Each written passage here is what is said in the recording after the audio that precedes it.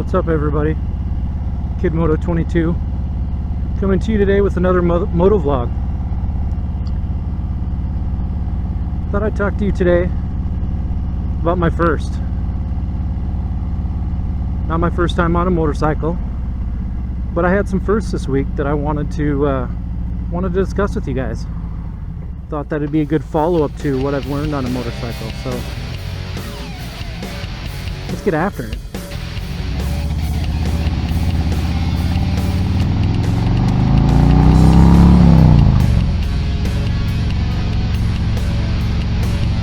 Alright, welcome back, everybody. So I had a couple firsts this week on my motorcycle. And by first, I mean I had first on this motorcycle. So on my 2017 RoadKing Special. And I thought it'd be great to share those with you guys and kind of talk about maybe some firsts that you might have had on a motorcycle. So I had two things in the last few weeks, or I guess it would be 2 weeks that would have been first. And so the first thing is I had an opportunity to get my wife out on the bike.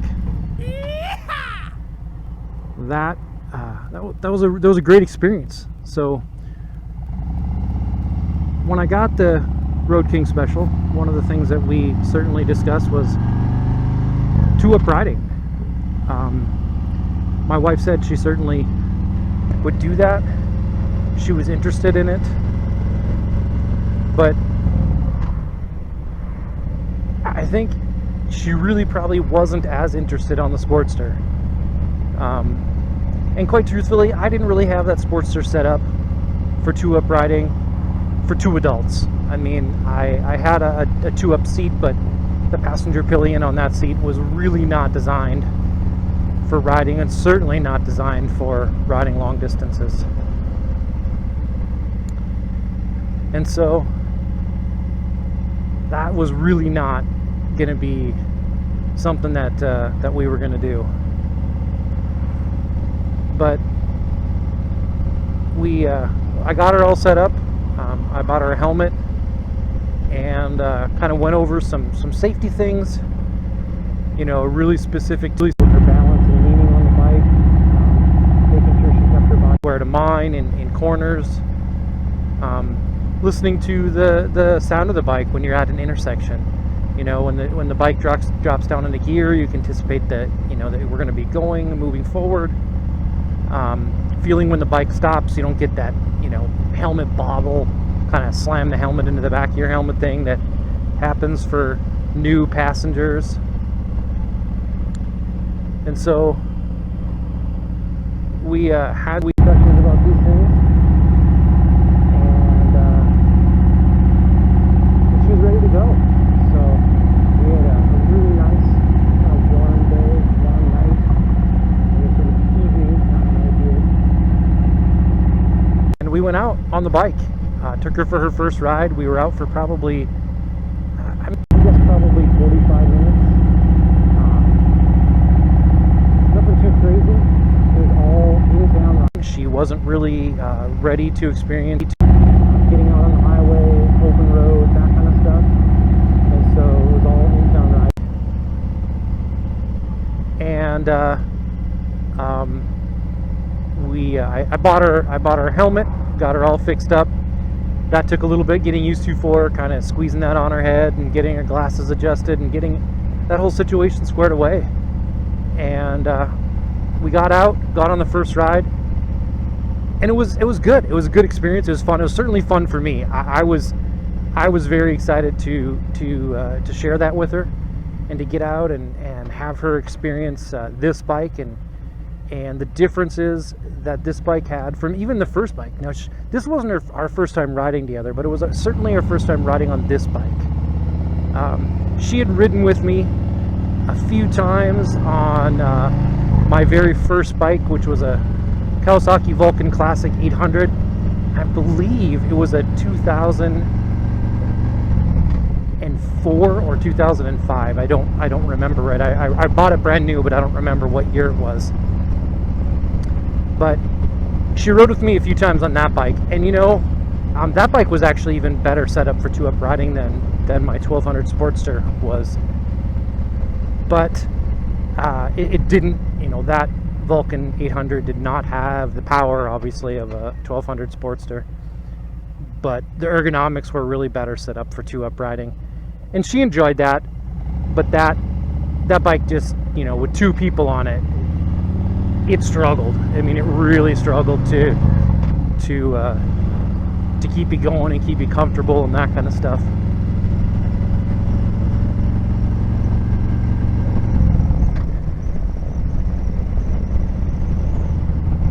So when we went out on the RoadKing, it was, again, like I said, just in-town riding and taking it easy, getting her used to turning, and kind of the first thing I noticed was that when I told her she needed to stay squared up to my shoulders, one of the things that she was doing pretty often was leaning, kind of leaning forward into me, and she said that helped her kind of square up to my shoulders. The problem with that was that she was leaning into me, so rather than allowing me to lean into the turn, she was kind of pushing me forward, and that wasn't very comfortable. But it's all part of it. It's all part of learning how to ride and kind of gaining that experience, which truthfully she wouldn't have had. Or she didn't have. And so the first ride was good, but I myself personally was really looking forward to being able to ride and relax into the ride and be able to have conversations. And I don't know if you've ever ridden with full face helmets before and no comm systems.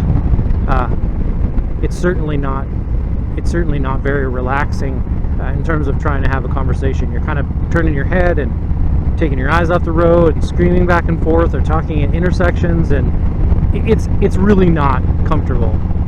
And so I ordered a comm system for her, got that installed in her helmet, got them all paired up. I use a Pack Talk Bold. I ordered the Freecom 2 for her. We got them all paired up and went out for the second ride with comm systems. And let me tell you, that made all the difference in the world. I stayed focused on the road.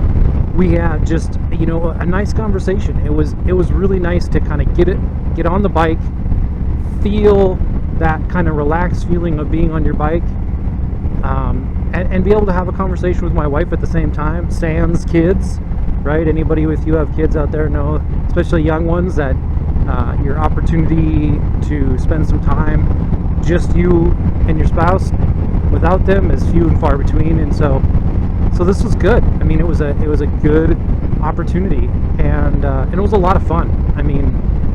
We again, this was just kind of some in-town riding, but for the second ride, I wanted her to feel getting out on the highway. I wanted her to feel highway speeds, so she knew what that felt like, so she knew kind of what to expect. And so on our way home, we live kind of on the edge of town. I took kind of the long way home, and we hit a couple of places where we could go highway speeds, and she was very surprised that going highway speeds didn't feel a whole lot different than driving in town. I think she anticipated maybe that she would be fearful of going faster, and so far that hasn't been the case. She's really only indicated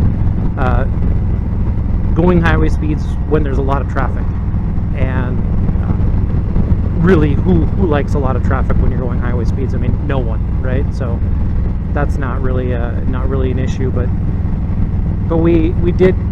I did take her out and get up to highway speeds, and again, like I said, she was very surprised at what it felt like to be on your bike and to go highway speeds and be a passenger and not be fearful of it.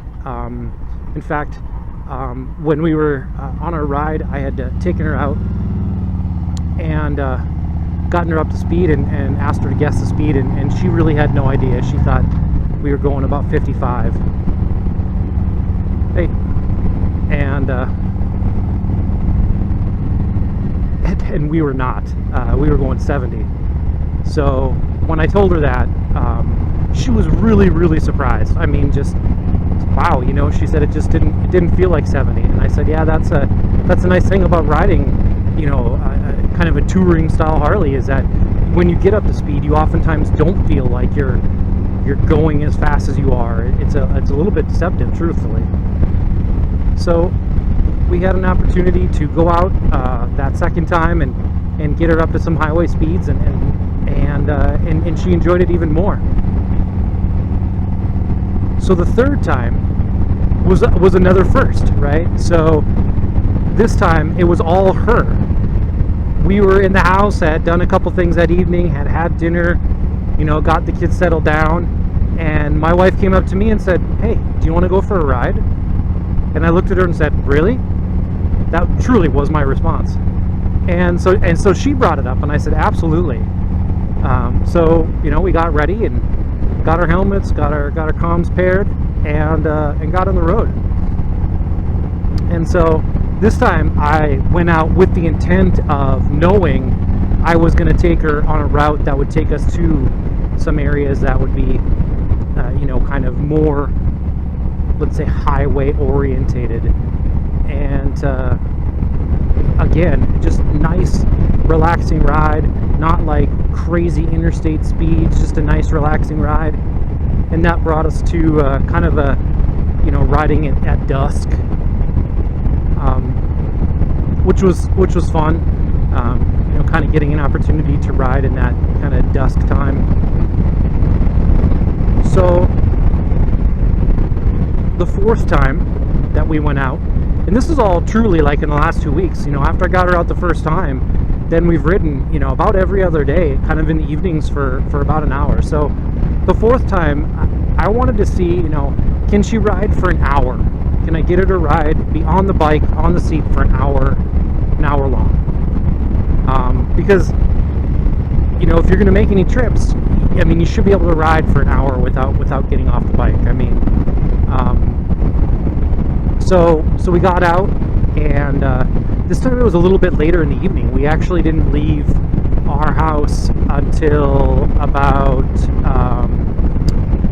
8:45, I would say. Now, the beauty of North Dakota, for those of you that haven't been here, is we have this huge advantage in the summertime where, it's kind of windy today.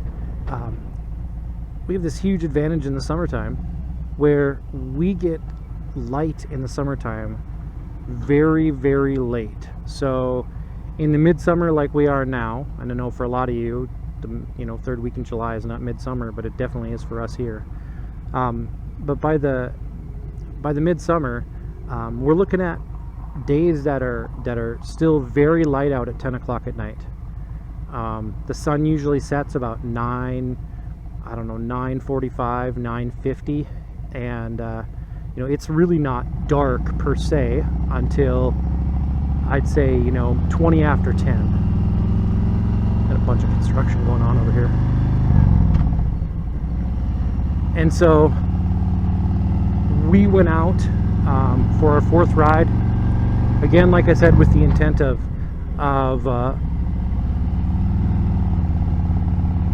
my intention was taking her out and being on more highway style riding.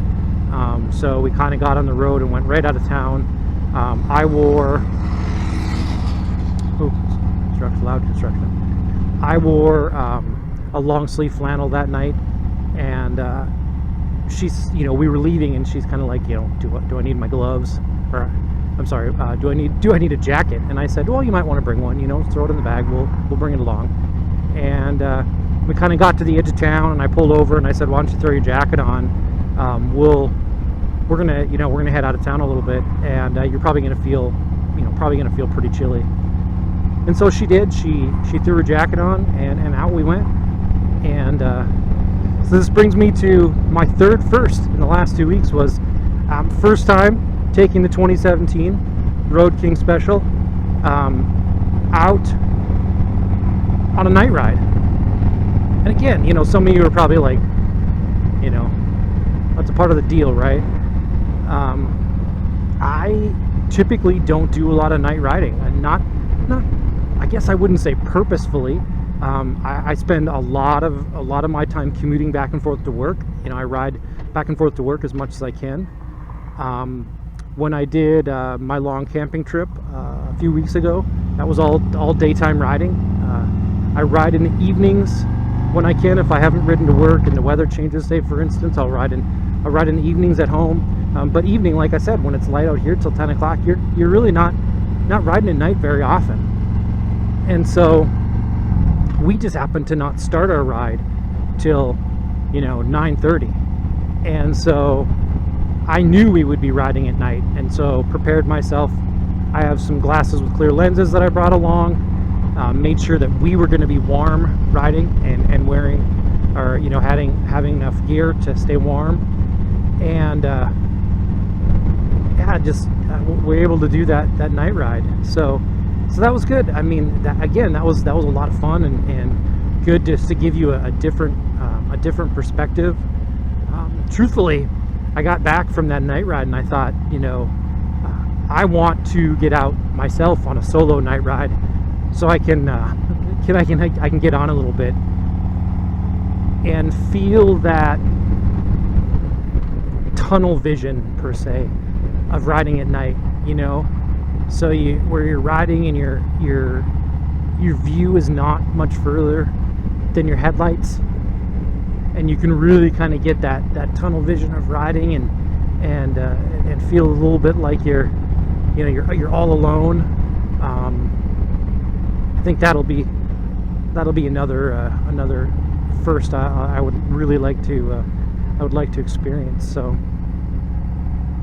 anyway, that's what I wanted to tell you guys about today. So if you like this, give it a thumbs up. If you hate it, I apologize. Don't watch anymore.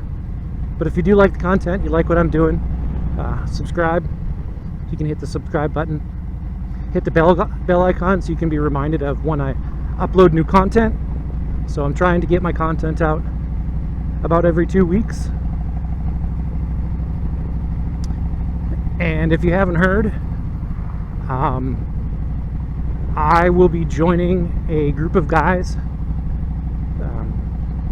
doing a podcast, and that will likely launch sometime after the Midwest Motorcycle Meetup, which is in mid-September.